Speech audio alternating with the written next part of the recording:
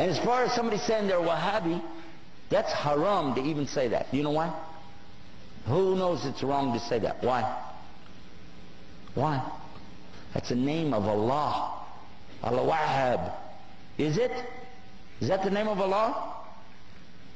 Do you not remember I was just talking about in another section, don't make fun of Allah's names?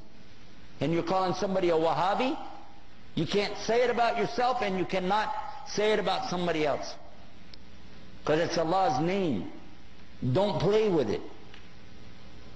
And by the way, the people who played with that were the enemies of somebody, but they didn't want to call him by his name, his followers by his name, so they called it by his father's name. His name, he lived 270 years ago, his name was Muhammad ibn Abdul Wahhab. But they don't call him Abdul Wahhabis, or bin Abdul Wahhabis, or Mohammedans, because they know you could catch them in what they're saying. But these were the enemies to this particular scholar and his teachings.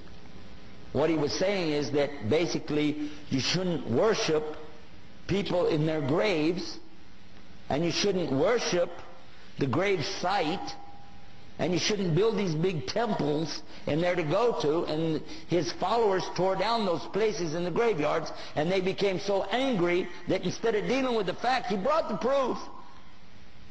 But they didn't like it, so they insulted him, and they wrote books against him, because it messed up their Sufi tariqas. Okay? So they did that, and they lied, and they keep on lying until today.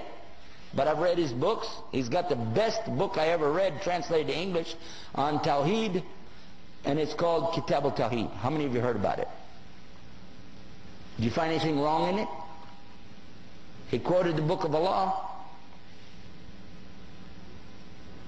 And they can't argue with that, so they just said a label, Wahhabi. What really happened over 200 years ago, there was a student of knowledge who memorized the Quran when he was not even a teenager yet. He studied all of the fiqh, jurisprudence of the Hanafi. Then he began to study others, and his father, who was a scholar, told him to stop. Just stay with what we have. He said, I want to learn the others. His father almost disowned him because of it. It was very upsetting. You know, don't do that. But he wanted to learn all of it so he could understand, and he began to learn quite a bit. He became convinced that he needed to learn more, and he discovered through this learning that the people of his time were making a grave mistake. I use the right word too, because they were worshiping at graves. They were literally going to graves and calling upon dead people to help them. Righteous people, good people, but they're dead.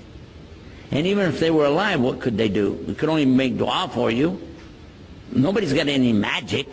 You ask Allah to solve these impossible situations, and He can do it.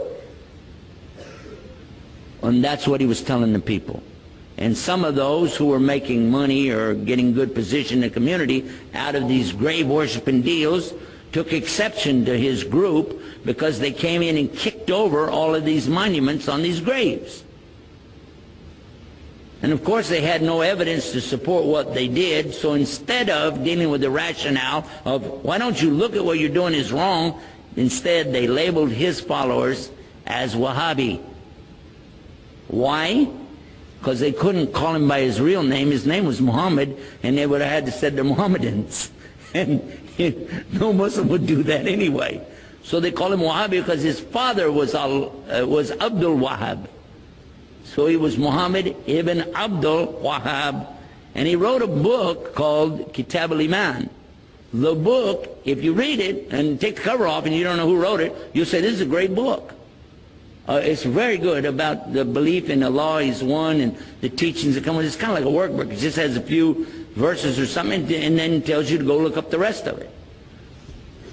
And it was given to some scholars who were attacking and saying, these Wahhabi people, so and so on. So what do you think about Kitab al-Iman? Says, it's a bad book, don't read it. It's okay. So they gave him the book without the cover on it. Didn't tell him. This is a scholar. I'm not going to tell you who. Big scholar. Current. He read it and he loved it. He said, this is the Aqeedah of a real Muslim, the belief system of a real Muslim. And when they said, well, here's the cover for the book, and he went, huh? And he said, astaghfirullah, I made a mistake, big mistake. All of us need to understand that whenever somebody doesn't want to admit their mistake, it's a lot easier to point and say, he's a Wahhabi. Second question, why the beard? That's funny. Why do you have eyebrows?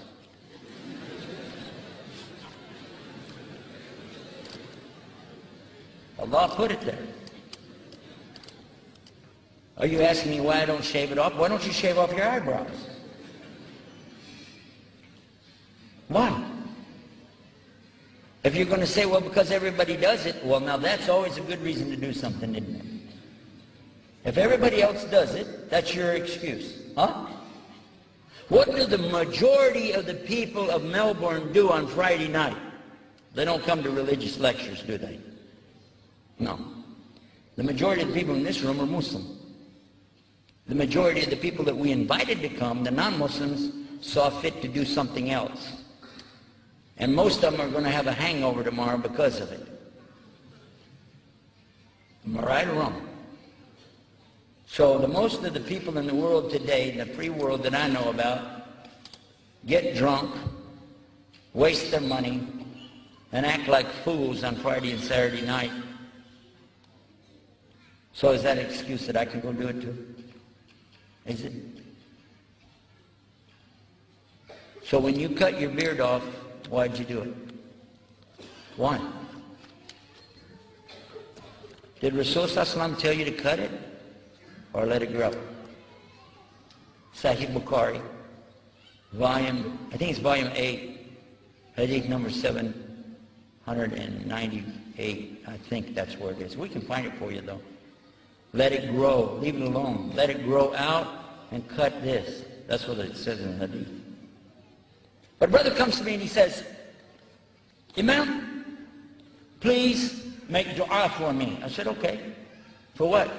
He said, make dua, I can grow my beard. Make dua, I'll grow my beard. I said, I can't do that. He said, why? I said, that's shirk. He said, shirk? How is it shirk? Did you make dua for me to grow my beard? Shirk means to make partners with Allah. You want me to make partners with Allah? He said, no, I just asked you to make dua that I want to grow my beard. Just make dua, grow my beard. I said, I can't. Because it is Allah who grows your beard, not you. But I will make dua that you quit cutting it off. Alhamdulillah. One brother, he said, yeah, but you know my wife, she said, she really likes me to shave it off and keep it smooth. I said, you got to wonder about a woman who wants her husband to look like another woman.